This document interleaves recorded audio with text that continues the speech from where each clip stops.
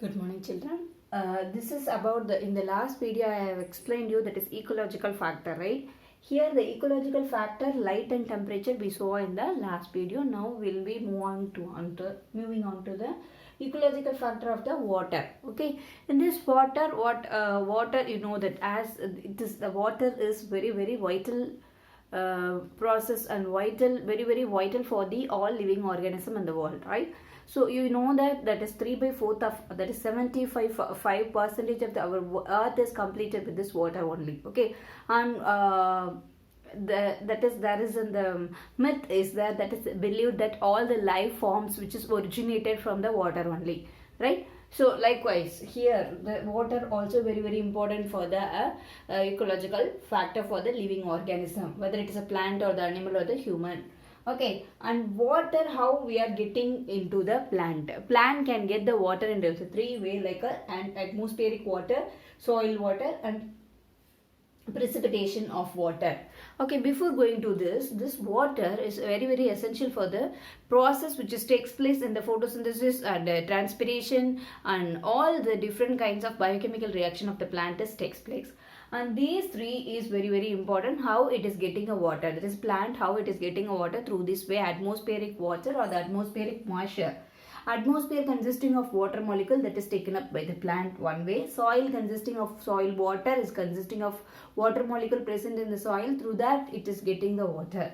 Precipitation means once the transpiration process of the plants takes place, that is evaporating a unwanted water molecule which is taken, which is does not need for the plant, because already the plant is fully saturated with the water molecule. So the remaining part of the water molecule will be evaporated into the atmosphere with the help of the stomata, which is present in its guarded cells, which is present in the leaf of the plant that you have studied in your lower classes as basic, right? So in that, through that it is removing or it releasing some amount of the water molecule which is going and deposited on the clouds. Okay, after the saturation point, one certain point that saturated or that filled water molecule is coming as an rain, so that is called precipitation of the water. It is precipitated, the water vapors are precipitated on the clouds, and one certain stage it is coming as a rainfall. So through this rainfall also plant getting a water. These are all the three ways that is getting the plant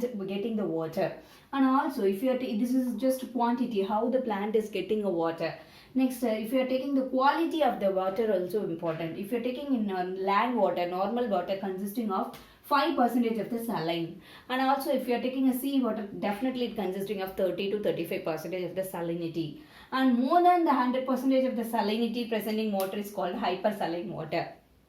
Okay, in that hypersaline water also some plants will grow, that is called salinity plant. Okay, so based on that there is two classification is there, like you saw in the stenothermal, eurythermal. That is there, it have the tendency to tolerate the wide range of temperature with the help, that is the zooxanthera plants, and very normal range, small range will be taken up by the mango and palm, we saw that. Okay, likewise here eurysaline is a wide range of saline which is a marine algae and marine angiosperm will growing in the eurysaline, can able to tolerate in the wide range of salinity, whether it is high salinity or low salinity.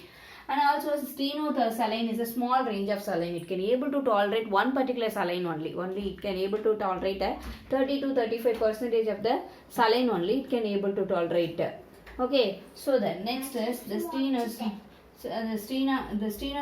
is a small range of saline. Example, plant estuaries. Okay, plant which is present in the estuaries will grow only the small range of the saline. Okay, and what is this called? The tolerance to the toxicity. Cadmium is a kind of it's a kind of chemical, a mineral which is present in the water. Okay, suppose if you are taking a soya bean or the tomato plant, what it will do, it will be taking the cadmium along with the water. The cadmium actually poison, toxicity to the plant, but this cadmium will not does not causing toxicity. How it's tolerating the toxicity? Because the tomato and soya bean will taking up this cadmium along with the water, but this cadmium will be stored in the one type of group of cells in the tomato or the soya bean. Okay, that is one method to tolerate the toxicity of the cadmium. And another example of the tolerance to the toxicity of same cadmium mineral is, that is example is a rice and Echinacea plant. Echinacea plant is a water hyacinth, that is aquatic plant, right? So these two plant, what it will do, it is taking this cadmium along with the water. It does not causing it is storing its their upper surface of the cell membrane protein. Its cell membrane consisting of one particular protein that will trap the cadmium which does not enter into the cell of the rice or the Echinacea. So that it is used for this Echinacea and this rice plant and this tomato plant, and also the soybean plant is used to remove the cadmium in the environment as a phytoremediation. Phytoremediation means I have explained you in the last lesson class itself, last video. So what I have, that is a remediation. Phyto means the plant is used for to remove the pollution from the environment is called a remediation. Okay, the plant we are using to remove some pollutions in the environment is called phytoremediation. Example, soybean, tomato, rice and Echinacea plant to trap, that is to remove the cadmium in the environment. That's all about the water of this plant. And this is the continuation of wind. Okay, wind also important ecological factor for the rainfall. Okay, and also this wind is plays a major role. And this wind, if you are seeing the wind, that is the air, wind is actually nothing but it's the air is a motion, that is movement of the air is called wind. Okay, whether it is heavy or the light, that is based on the speed. Okay, so there is the measurement, that is instrument which is used to measure the speed of the wind is called anemometer. Okay, and also this wind consisting of oxygen is there, carbon dioxide, nitrogen, carbon dioxide, air again, and other different types of gases is present in the wind that you know already, right? And also the wind consisting of pollen, spores, microorganisms, dust particles, chemicals, minerals, all those things, dust will be there, all different kinds of pollutants, all will be there in the wind. Okay, along with this, the uses of the wind, if you are seeing, the wind is important for the important ecological factor for the rainfall that you know.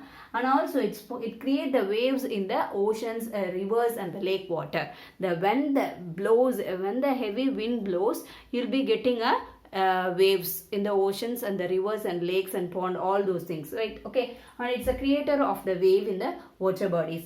And also it causes the soil erosion. Okay, once the wind blow is increased, it causes the soil erosion and reduces the soil fertility. If the soil fertility is reduced, it is does not good for the plant growth, and I mean agricultural growth or the agricultural use or the crop production. And also this pollination in the anemophilans. Okay, anemophilous plants means the plants which is get pollinated through the wind. Okay, there is some lightweight plant is there in the mountain hill stations. Okay, that plant consisting of very minute flowers, that flowers the heavy wind will taking up the pollens to the female flower, so that the pollination takes place. With the help of this pollination through the wind is called the anemophilous. The plants which is taking pollination with the help of this wind is called anemophilous plants. In these plants, the pollination takes place with the help of wind. And also it helps in the dispersal of the seeds, spores, fruits. Okay, seeds, spores, fruits, everything will be one place to another place reached by this wind, so that where the seed is going, the seedling and germination starts to growing. And also the strong wind will cause us in the cyclones time, if you see the heavy wind will cause us the uprooting of the big trees, big gigantic trees, that is strong winds. And also you will be seeing the unidirectional flow will cause us the flat form of tree. The tree will be like this. Okay, suppose the tree will be like this, that you know. Okay, when the heavy wind blows, heavy wind is there, that causes the flag form. This is called a flag form of tree with the help of heavy flow of the wind. Okay, so these are all the important features of the wind you should know. Okay.